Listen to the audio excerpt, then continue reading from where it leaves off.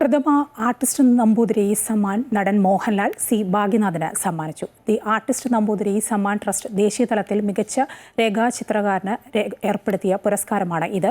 വേദിയിൽ മോഹൻലാൽ ആർട്ടിസ്റ്റ് നമ്പൂതിരിയെ അനുസ്മരിച്ചു.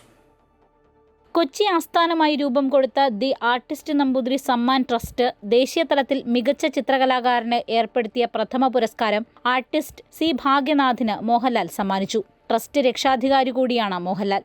ലഭ്യമായ അപേക്ഷകളിൽ നിന്ന് പ്രാഥമിക ജൂറി തെരഞ്ഞെടുത്ത 10 പേരിൽ നിന്നാണ് അവാർഡ് ജേതാവിനെ കണ്ടെത്തിയത്. 1 ലക്ഷം രൂപയും ആർട്ടിസ്റ്റ് നമ്പൂതിരിയുടെ ശില്പവും പ്രശസ്തി പത്രവുമാണ് അവാർഡ്.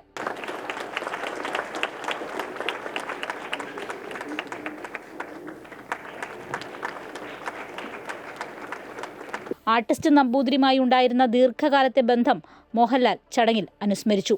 നമ്പൂതിരിശാല ഏതാണ്ട് 150-160 കൂടുതൽ ചിത്രങ്ങൾ എൻ്റെ കയ്യിലുണ്ട്. ഞാനത് വളരെ നിധി പോലെ വളരെ നന്നായി സൂക്ഷിക്കുന്ന ഒരാളാണ് ഞാൻ. അദ്ദേഹം പണ്ട് വരച്ചിരുന്ന ചിത്രങ്ങൾ മലയാളം മാസികയിൽ ഒരു ആർട്ടിക്കിളിൽ നമ്പൂതിരിശാല വരച്ച ചിത്രത്തിൻ്റെ അടുത്ത് ഞാനൊരു ചിത്രം വരച്ചു. അതും അവർ പബ്ലിഷ് ചെയ്തിട്ടുണ്ട്.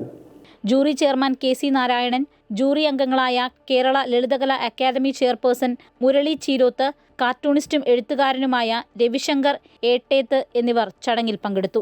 അമൃത ന്യൂസ്, കൊച്ചി.